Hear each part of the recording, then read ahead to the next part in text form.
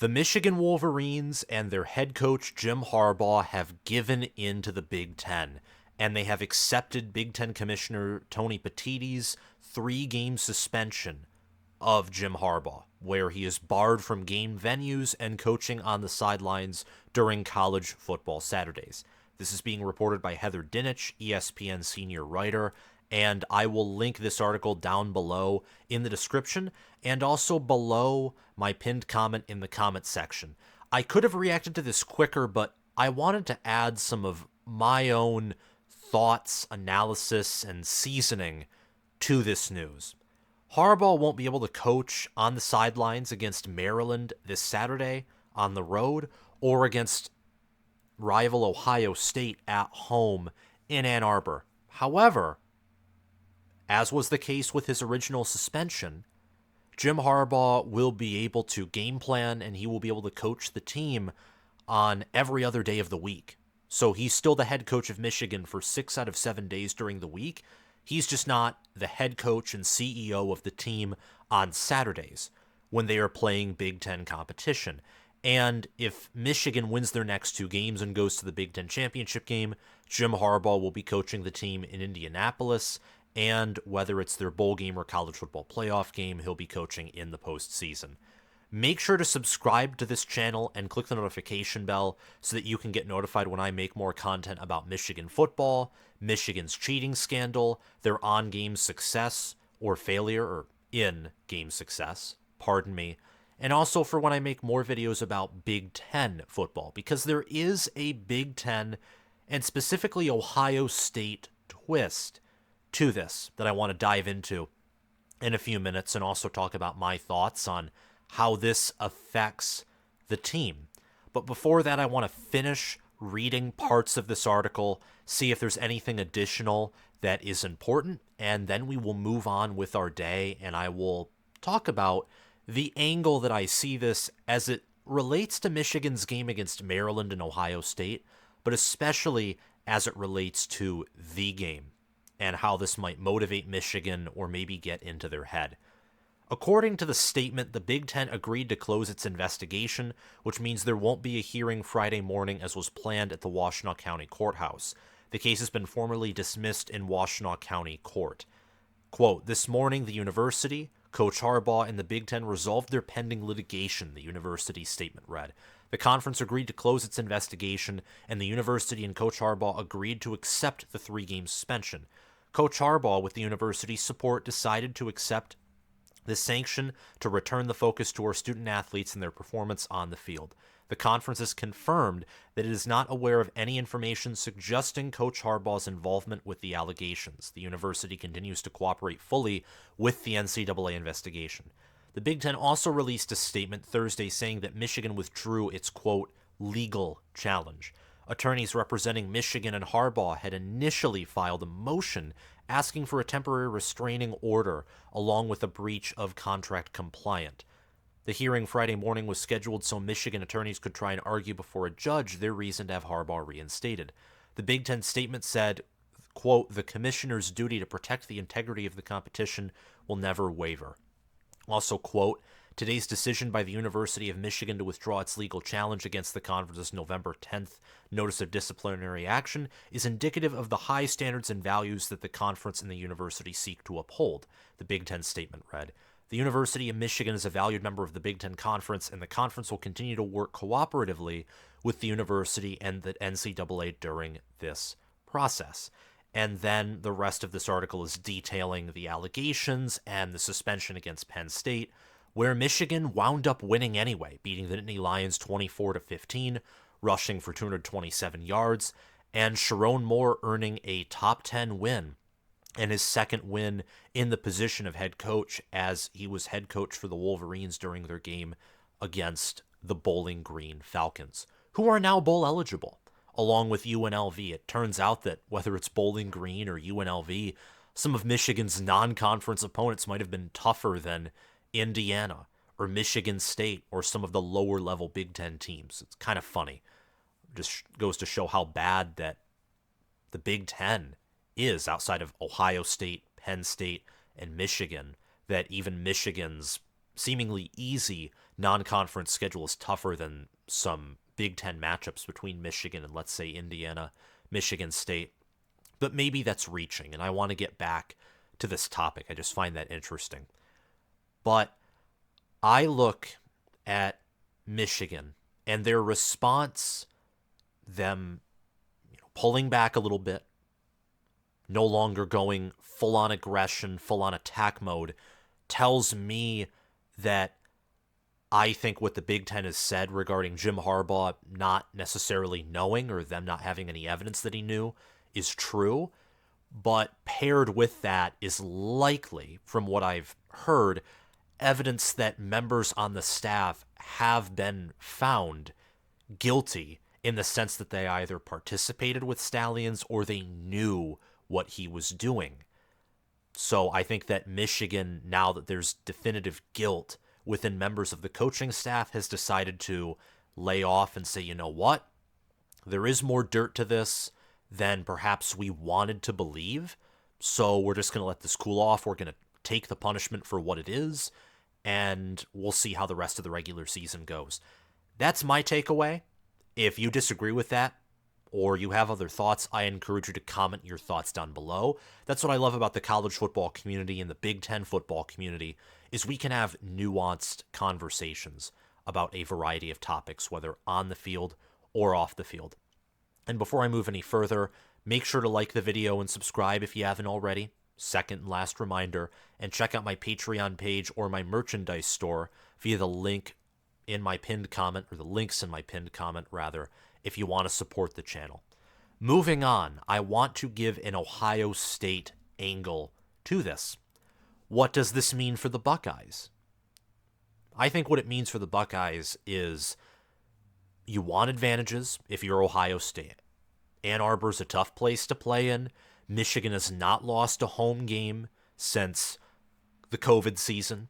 If you only count home games like me as games where your stadiums are full, Michigan has not lost since Ohio State came to Ann Arbor in 2019. It has been that long. Streaks die at some point. However, Michigan objectively has looked like the better team throughout most of the 10 games that Michigan and Ohio State have played. Michigan has just looks like the more complete team. They look like they have the better defense. They certainly have the better trench play. They even look like they have the better quarterback and better running back room. Ohio State has an advantage at wide receiver, maybe an advantage at defensive back, maybe higher upside defensive tackles. Maybe they do have the best running back out of Blake Corum and Travion Henderson and Chip Trayanum and Donovan Edwards. Maybe they have the best tight end, Cade Stover. But Ohio State doesn't look like the same team depth-wise, coaching-wise, and fundamentals-wise, and trench warfare-wise that Michigan is. Michigan looks like they still hold some kind of matchup advantage over the Buckeyes, except now they're the deeper team. And in some instances, they look like the more athletic NFL-type team, which is asinine to say the least, but it speaks to how important Michigan's returning production was. They brought back nearly all of their starters from last season. They've gotten better at every position, I would argue, except for offensive tackle and center, but they've gotten better and running back, I think. I don't think there's been the same performance at running back from Donovan Edwards, but that's one running back, one center, two offensive tackles. Everyone else has improved compared to last season, and Michigan gets the game at home.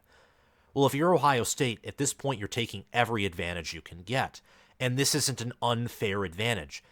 Maybe Jim Harbaugh is worth a field goal, or in a big game like this, maybe he's worth a touchdown. Michigan right now is close to being a touchdown favorite, at least before this news dropped. And with home field advantage, with how good they looked against Penn State, how impressive and efficient they looked all season, this isn't enough, I would say, to where there's even a point in bringing this up for conversation of, well, if Jim Harbaugh was on the sidelines, Michigan beats Ohio State. Maybe that's the case if Ohio State wins. I'm telling you right now as a Michigan fan, that should not be an excuse that is uttered under any circumstances outside of maybe hypothetical. That's it. The results of the game will stand for themselves, like they did last year, the year before that, in 2019 and 18 when you guys, the Buckeyes, destroyed my team and I was infuriated. The results stand for themselves. If you're Ohio State, you want to take advantage of this. Ryan Day is a more experienced game manager, more experienced head coach. Facts compared to Sherrone Moore, even though I trust Sherrone Moore.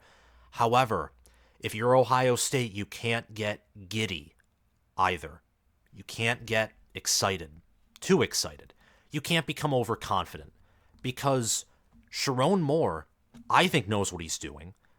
I think he's a future head coach. I think that after this season, unless there's taint to his name involving the sign stealing scandal, I think he's going to get hired as head coach. I think that he is a future star in the college football world. If Jim Harbaugh leaves Michigan after this season, I want Sherrone Moore to be the head coach, and we'll explore more of that when I talk about Michigan in a few seconds. But Ohio State fans and Ohio State players, and I think this isn't the case, especially with players and the coaches, I think they know this is going to be a close game. Same with the other side, the Michigan side. You can't get too excited and say, everything's lining up for us to win. That can't be the mindset. If that's the mindset, Michigan is going to pop Ohio State in a million places and dislocate their skeletal structure. That's what will happen. Same thing with Michigan and Ohio State last season. If Michigan went into that game all overconfident, all high on emotion and high on thin air, with the way Ohio State started last season, that game could have gotten ugly, if not for J.J. McCarthy and Cornelius Johnson exploiting those zero blitz coverage schemes, and if not for C.J. Stroud and Cade Stover and his receivers having somewhat of an off day. That day, Ohio State had their own emotional issues. Dropped passes from Marvin Harrison Jr. his first of the season, several drops from Cade Stover, and some inaccurate balls from Stroud. Everything plays to one team's advantage or the other team's advantage. That's the game of football. There can't be excuses surrounding this game. There can't be. This game should be banned from having any excuses with it. And for Ohio State, what this also means is, yes, would it be humiliating if Ryan Day lost to an interim head coach? Yeah. But Jim Harbaugh is still the coach for 6 out of 7 days during the week. Sherrone Moore's a competent game manager. And right now, Michigan looks like they have the better team. Whether Jim Harbaugh or Sherrone Moore is on the sidelines, to me, it's more different than the same. It really is. So for Ryan Day, having Sherrone Moore on the sidelines doesn't diminish an Ohio State victory, and it doesn't diminish Ryan Day if he loses a third game to Michigan. That alone will create topic for conversation. I just want to temper expectations here. The game is going to be a battle. I hope neither Ohio State or Michigan lose this Saturday. If you're the Buckeyes, if you're their players, take this for what it is. Be just as motivated to go into Ann Arbor and win. Don't think that because Jim Harbaugh isn't there that Ohio State all of a sudden has this phenomenal advantage. They don't. That might be the case if Jim Harbaugh was banned from coaching, period, and he was fired and he couldn't game plan during the week. But he creates the game plan. He's still coaching.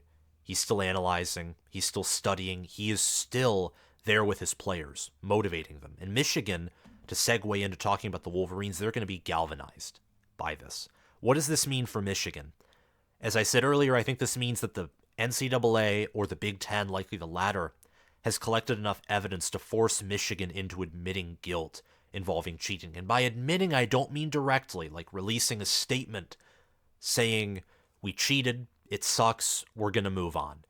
But more so them backing down. Maybe I'm interpreting this wrong, but them backing down, I feel like, is somewhat of an admission of this is either worse than we wanted to believe, it's worse than we believed in actuality, even though I have a hard time believing that Santa Ono and Jim Harbaugh totally were not blindsided by this, but thought that everyone except Stalions was innocent. I think it goes a little deeper than that. But Michigan now, they're focusing on their players, on the games, and I'm okay with that. In fact, as a Michigan fan, I'm elated with that. I'm not happy with what happened with Connor Stalions and the illegal sign stealing and attending Michigan State's game against Central Michigan. I don't like that. I want there to be integrity. I want this to be fair. And maybe that's tainted this season. It was tainted last season, but Michigan no longer has Stalions on the sidelines. Harbaugh suspended. If you're Michigan, you did something wrong. Take the punishment. Again, circling back, your team's better than Ohio State right now. Your team without a head coach went on the road against Penn State and looked better than Ohio State with their head coach in their house. Doesn't guarantee a Michigan victory. Ohio State still very realistically could be the better team than Michigan. I'm just saying from an analytics point of view in the eye test, you look like the best team in the Big Ten. And depending on the result of the game, either you'll be the second best in the Big Ten, or you could be first place, or you could be first place and it's not remotely close and you hammer the Buckeyes again. Michigan's on-field performance, I don't think will be affected, potentially at all, or it won't be affected much. It will not be severely impacted by Jim Harbaugh's suspension because, again, he's planning during the week, he's coaching his players, and him being off the sidelines might be offset by the players being galvanized by his suspension. Because the players, rightfully or wrongly, are going to look at this as someone targeting their head coach. And whether it's Blake Corum, whether it's even Sherrone Moore, now interim head coach, Donovan Edwards, J.J. McCarthy, they're going to be motivated to prove that we love our head coach and Jim Harbaugh. We want him to be here. And on another note, they're going to want to prove that without Stalions and without Harbaugh, they're still the best team in the country. And that inside what now isn't as great of home field advantage noise-wise as Death Valley in LSU or Beaver Stadium at Penn State, Michigan Stadium, the Big House, is still a hornet's nest in big games. Again, no one has beaten a full Big House, or they've won in a full Big House against Michigan since Ohio State's team in 2019, and that was one of the best teams in the history of college football that never won a national championship. And honestly, penalties or otherwise, should have beaten Clemson in the Fiesta Bowl. I trust Sherrone Moore to manage the Wolverines' next two games against Maryland and Ohio State. I hope many Michigan fans feel the same way. If you're a Michigan fan and you're mad about the suspension, don't be. If Ohio State beats Michigan in Ann Arbor, I guarantee you they would have done close to the same if Jim Harbaugh was on the sidelines, because he's game planning during the week.